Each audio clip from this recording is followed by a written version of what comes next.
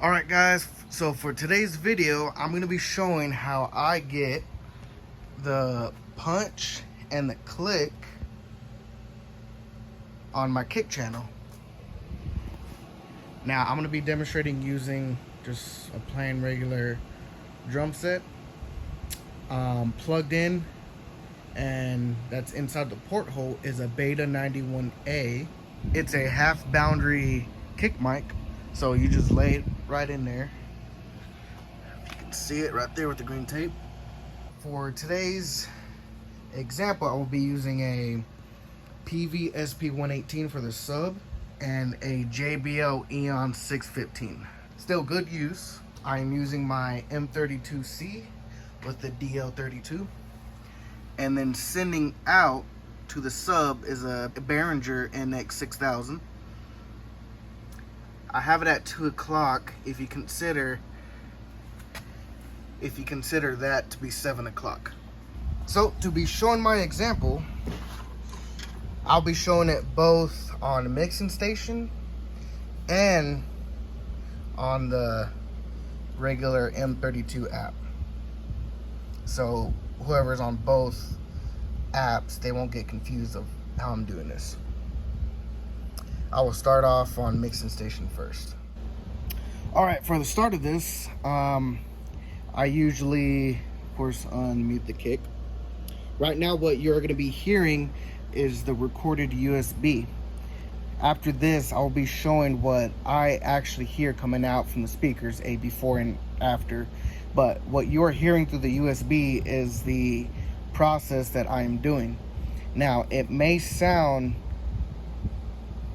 too much, like the gate might be closing off too soon. It might sound too clicky, but that's what's needed for live sound. Of course, in certain situations, that's a lot of people like the click, including myself, and we like the thump. You probably won't really feel the thump due to how the subs already provide that, but of course I will boost that at the end of the recording. So first, the sends, I'm sending mono to my subs, and then left right, of course, to my tops. And I like to leave it both at 0 gain. And what I go around for on my kick is I like to hit near 0 for the average, because I have a lot of headroom. So here's a raw sound of the Beta 91A kick drum mic.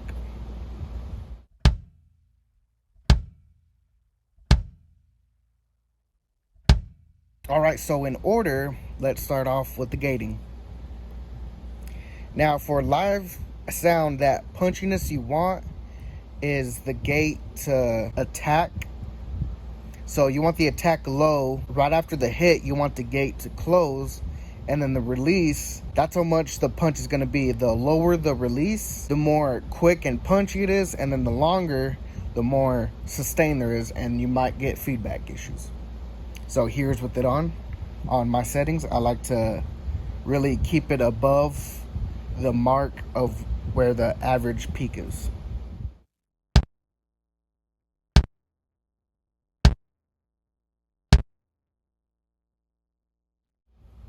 Now, to go to the next one is the EQ.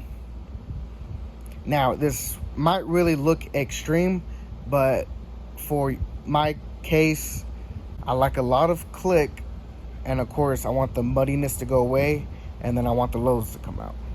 So here's with the EQ that I have.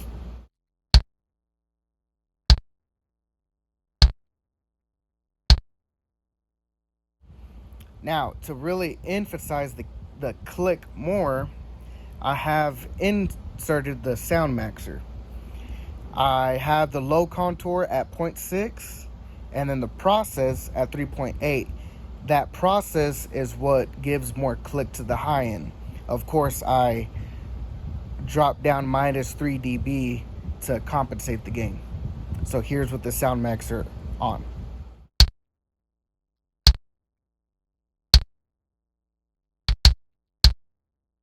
Now for the consistent kick, we're moving on to the compressor. Now, I have it really extreme to where no matter what, the drummer, when he hits the kick, it won't peak. And when the drummer hits it soft, it won't be too soft for it to come out of the gate. So it's always going to be at a consistent level. Now, let's turn it on and hear it real quick. Now, if you don't put enough slow time on your attack, the click will disappear. That's the reason why I have it at 17. If you move it to 0, the click is going to be less noticeable.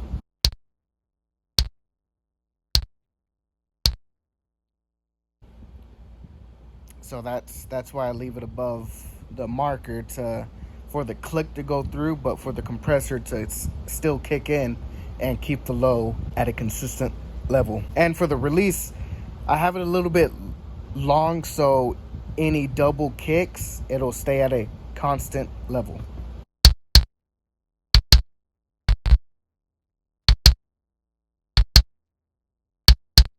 Now let's take a look on the M32 app of those who are used to this. So here's the main home tab. Click on the kick channel. Gain set. Have it sent to the left, right, and the mono. Go to the gating. You can see. To the dynamics.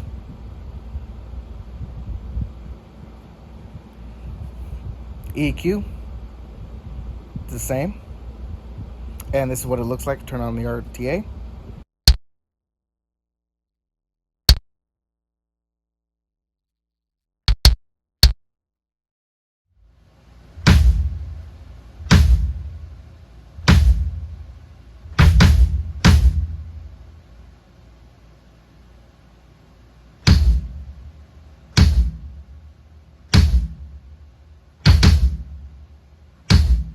And that'll be it for this video.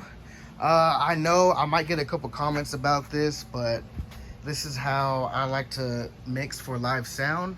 Of course, it's going to be different under a big pavilion. You probably don't want that much click because it'll already be present. But as for a big show where it's wide open, you want more of the lows to come out, and then maybe I will boost the lows on the kick. But yeah, that's how I get the punchiness from the kick, and then of course from the click coming out from the highs. I hope you enjoyed, and I'll see you guys next time.